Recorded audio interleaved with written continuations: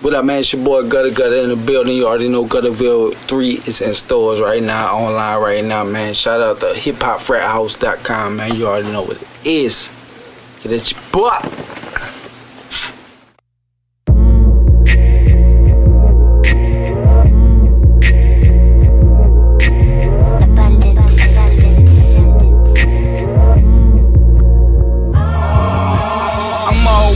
Up, man, I'm hardly ever sleeping now because I'm living out all the things I ever dreamed about.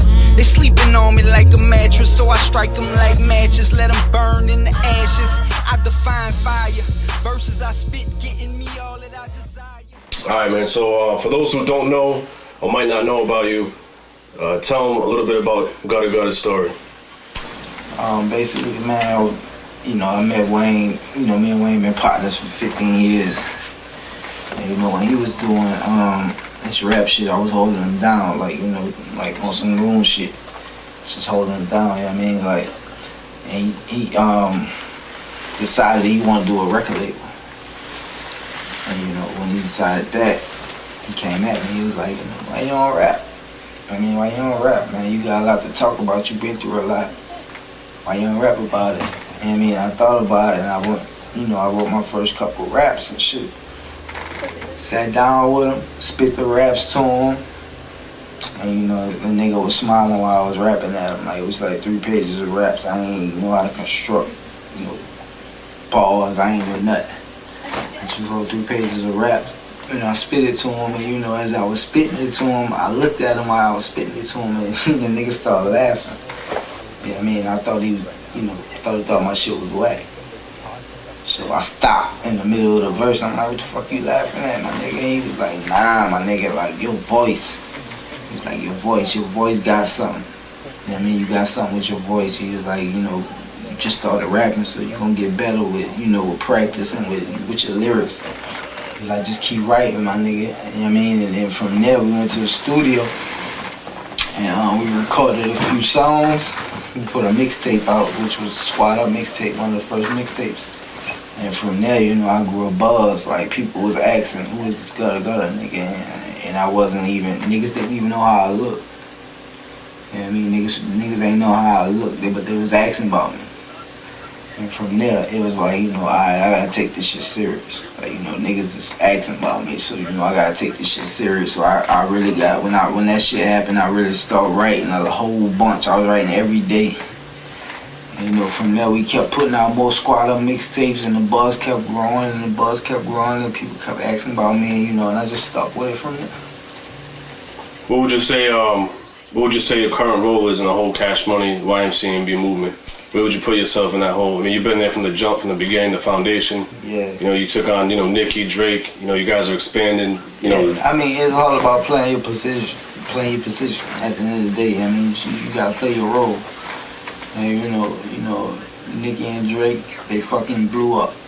You know what I mean? And like, I just had to play my role. I'm the underground rapper. I'm the mixtape nigga.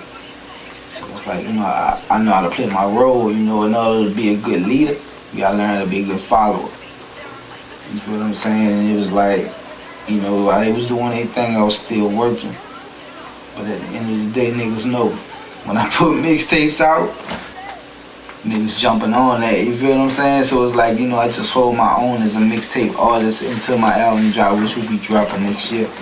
You know what I'm saying? So, I just hold my own as a mixtape artist, and I'm basically the epitome of Young Money when it comes to, underground shit. That's me. You look for Gudda, Gudda gonna put out a hot mixtape. I'm gonna keep putting out hot mixtapes, you know what I'm saying? My album coming out soon. I'm working, my nigga, like, I'm just working, man, that's it, man. Like, I play my position, man. Some niggas don't know how to play a position. I know my position, my nigga, and I own it. You know what I'm saying? It's like a championship team, you know what I mean? Like, put it like this, the Lakers, you know what I mean? When they had, Derek Fisher, Robert Horry. Niggas come off the bench, niggas knock shit down, you feel what I'm saying? Like, that's my role, my nigga. Like, I ain't got a front about it or nothing. My role is the fucking, I'm the 6th man. And I ain't tripping about that. You know, I'm gonna just keep working hard till I get in the starting lineup. That's just what it is, you know what I mean? At the end of the day, I don't have to rap. I don't have to do this shit. You know what I mean? Like, you know, this was some shit that was set in stone years ago. I do not have to rap. That's why I was in a situation where let's rush Gudda album out, let's do this, because I don't have to rap. I'm good.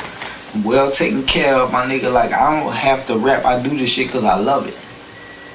I just love to make music, you know what I mean? So, you know, I come in here every night and I make music and I keep it moving, you know what I mean? And I just play my position until it's time for me to come up to the plate.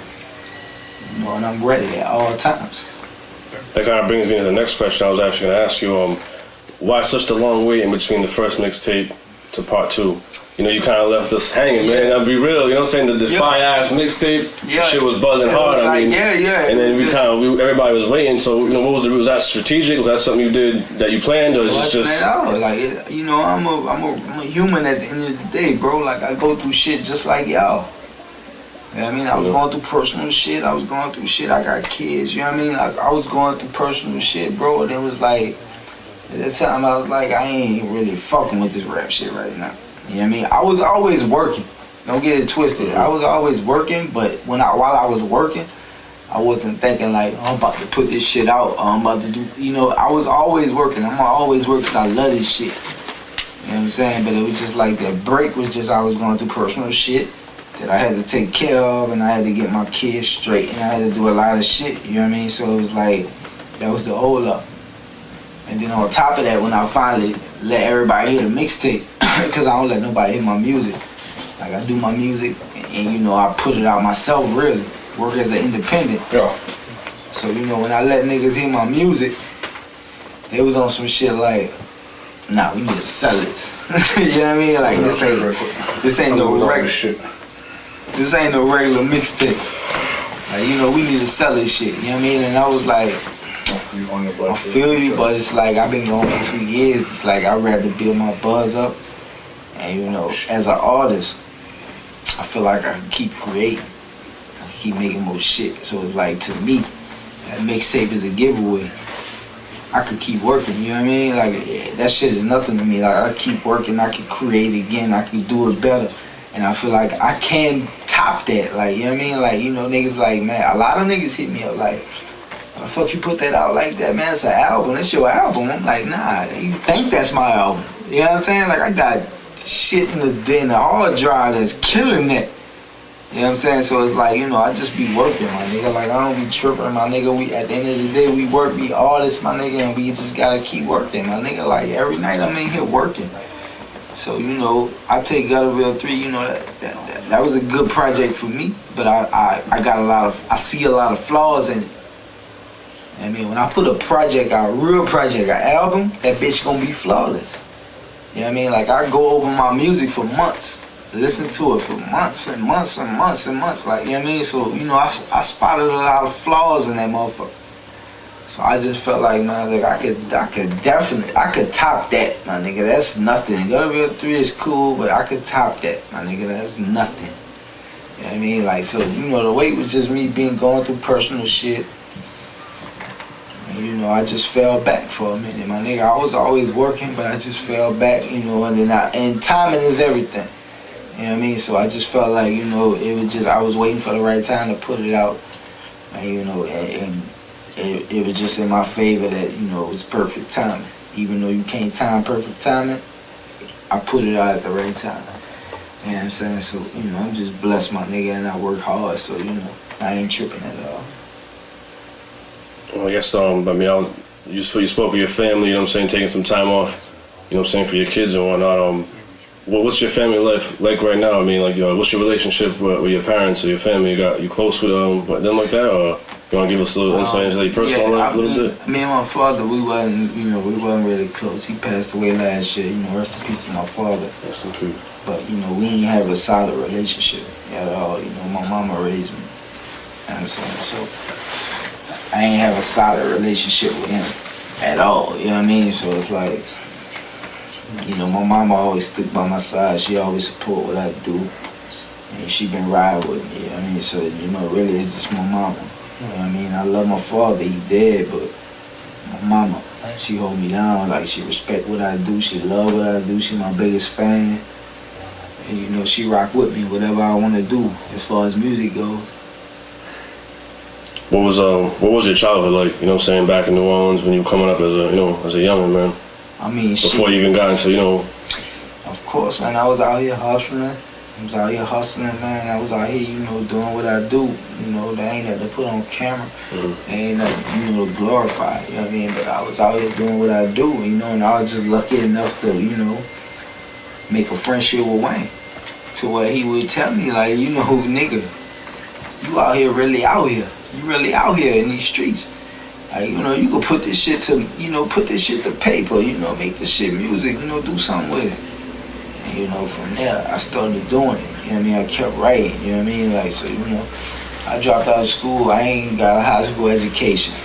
You know what I mean? Like, I ain't planning on going to school. I ain't planning on going to college. Dropped out in the 9th grade. And I was hustling, my nigga, straight hustling, hard, you know what I mean? Just trying to take care of, because I had one seed at the time. I was trying to take care of my seed. So I wasn't thinking about rapping, like, you know, even though he put it in my face, you know, at that time I was still 1 foot in, 1 foot out. So it was like I wasn't focused. You know, I was still writing my rhymes and shit, but I wasn't focused. I didn't think it was serious. I didn't think nothing could come from it, you know what I mean? I didn't understand it. I mean, just like any nigga, if you put a mic in your hand today, you know, you start rapping, you know, you're gonna be confused too. Like, where the money at? You know what I'm saying? So, you know, it's just a lot of hard work you gotta put in as an artist over the years, you know, and just be consistent and, you know, and don't quit. Like, you gotta keep working, my nigga, and, you know, something good gonna happen from that. And I learned that myself. Just, you know, working, being in the right place at the right time, and, you know, it's just, all that shit play a part. Perfect timing is everything, you know. Everything I did, when I look back at it, it was like the shit happened on, it wasn't planned. You feel me? Bedrock, when I got on Bedrock, that wasn't planned. When I get on Every Girl, that wasn't planned. When I was on 80% of the Young Money album, that wasn't planned. Like, that was just me fucking being in the studio at the right time. Everything was me being in the studio at the right time. So, you know, I just look at it like that, man. As long as you fucking consistent and you hungry and you willing to sit around and try to get it, the shit'll come for you. Like, real talk. Like, I'm a witness to that, my nigga. Like, you know, if any nigga out here, you independent artist, and y'all trying to, you know, get on, my nigga, it's all about work, hard work. Like, nigga, stay in the studio every day and just being at the right place at the right time, my nigga. Real talk.